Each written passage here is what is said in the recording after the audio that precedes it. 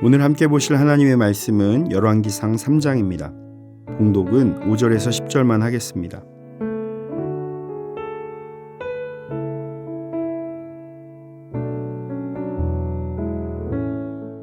기브온에서 밤에 여호와께서 솔로몬의 꿈에 나타나시니라.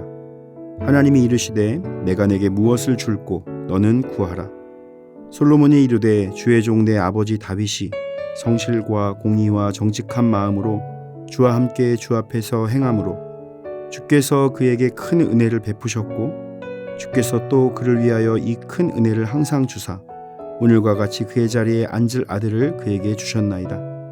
나의 하나님 여호와여, 주께서 종으로 종의 아버지 다윗을 대신하여 왕이 되게 하셨사오나 종은 작은 아이라 출입할 줄을 알지 못하고 주께서 택하신 백성 가운데 있나이다. 그들은 큰 백성이라 수요가 많아서 셀 수도 없고 기록할 수도 없사오니 누가 주의 이 많은 백성을 재판할 수 있사오리이까. 듣는 마음을 종에게 주사 주의 백성을 재판하여 선악을 분별하게 하옵소서. 솔로몬이 이것을 구하매 그 말씀이 주의 마음에 든지라. 아멘.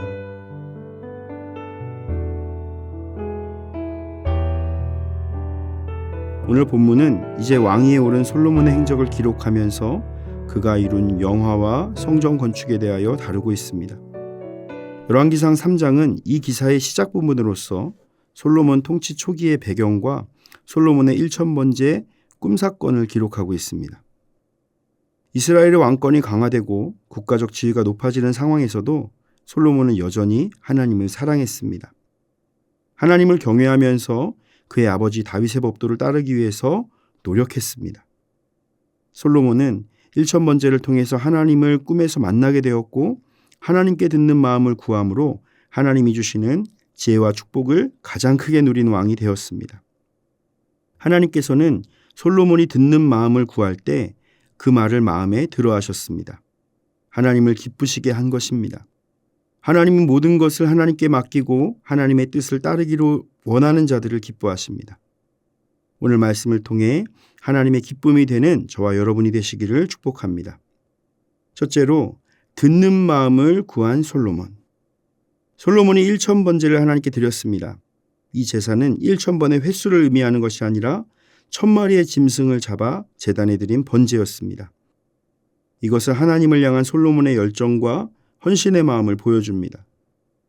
우리가 주목할 것은 이것이 단 한 번의 제사가 아니라 그 전부터 지속적으로 하나님께 제사를 드렸다는 것입니다. 솔로몬은 인내하며 하나님의 인도를 기다렸습니다. 하나님은 솔로몬의 마음의 중심을 보시고 그에게 꿈을 통해 만나 주셨습니다. 솔로몬에게 찾아오신 하나님은 내가 내게 무엇을 줄꼬 너는 구하라 라고 물으셨습니다. 그러자 솔로몬은 자신은 작은 아이라 판단할 수 있는 지혜가 없다고 말합니다. 솔로몬은 자신이 듣는 마음을 구하였습니다. 본문 9절을 보면 누가 주의 이 많은 백성을 재판할 수 있사오리이까. 듣는 마음을 종에게 주사 주의 백성을 재판하여 선악을 분별하게 하옵소서라고 말했습니다. 솔로몬이 말한 듣는 마음은 지혜를 의미합니다. 그런데 왜 듣는 마음이라고 표현하고 있을까요? 솔로몬이 해야 할 재판은 백성들의 선악을 분별하는 일입니다. 그렇다면 그 기준은 하나님의 뜻이어야 합니다. 이스라엘은 하나님께서 진정한 왕이신 나라이기 때문입니다. 솔로몬은 백성들의 상황을 이해하고 판단하는 지혜, 그리고 하나님의 말씀을 듣고 하나님의 뜻을 따르려는 순종의 자세를 표현한 것입니다.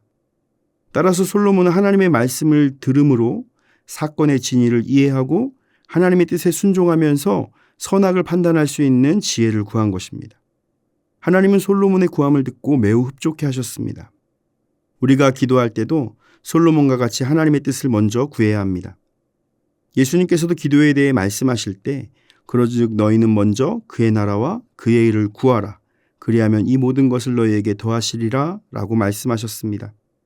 하나님께서는 솔로몬이 구한 지혜 외에도 부귀와 영광도 더하여 주셨습니다. 또한 끝까지 하나님의 법도와 명령을 지키면 장수의 복도 주실 것을 약속해 주셨습니다. 우리는 하나님의 축복이 우리의 구함을 넘어서 역사하신다는 것을 믿고 항상 하나님의 편에 서서 하나님이 기뻐하실 것을 깨닫고 구하는 자가 되어야 합니다. 둘째로, 탁월한 지혜로 판결하는 솔로몬. 솔로몬의 재판이라고 하면 그리스도인만이 아니라 세상 모든 사람들이 사용하는 말입니다. 가장 지혜롭고 현명한 재판의 대명사처럼 사용됩니다. 어떻게 솔로몬의 재판이 많은 사람들에게 지혜로운 재판이라고 인정받을 수가 있을까요? 이 재판은 하나님께서 주신 탁월한 지혜로 판결한 것이기 때문입니다.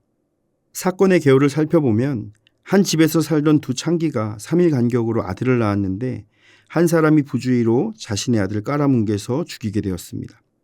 그러자 달인 여인의 아들과 자신의 죽은 아들을 바꿔치기 하고 서로가 자신의 아들이라고 다투는 문제가 발생한 것입니다. 둘 다 자신의 아들임을 증명할 어떤 물증도 없는 상황에서 솔로몬은 탁월한 지혜로 아이의 반을 가르라고 했고 친어머니의 사랑을 통해서 진짜 엄마를 찾아주었습니다. 이렇게 명쾌한 판결이 가능했던 이유를 바로 본문 28절에서 확인할 수가 있습니다. 온 이스라엘이 왕이 심리하여 판결함을 듣고 왕을 두려워하였으니 이는 하나님의 지혜가 그의 속에 있어 판결함을 봄이더라. 아멘. 솔로몬이 판결한 이야기를 들은 사람은 솔로몬의 지혜를 두려워한 것이 아니라 솔로몬 속에 있는 하나님의 지혜를 두려워했던 것입니다. 우리는 솔로몬과 같은 지혜를 달라고 기도합니다. 이것은 맞는 기도입니다. 여기에 우리는 한 가지를 더해야 합니다. 하나님의 뜻을 따라 온전히 순종할 수 있게 해달라고 기도할 때 하나님께서 주시는 지혜를 통해 분별력 있는 믿음의 삶을 살게 될 것입니다. 사랑하는 성도 여러분, 솔로몬은 하나님을 만나기 전 항상 하나님을 사랑하고 예배하는 삶을 살았습니다. 그래서 하나님이 무엇을 줄 것인지 물을 때 하나님의 편에 서서 하나님이 기뻐하실 지혜를 구했습니다. 우리도 하나님의 편에 서서 먼저 하나님의 나라와 의를 구할 때 모든 것을 더하시는 놀라운 축복을 누리게 될 것입니다.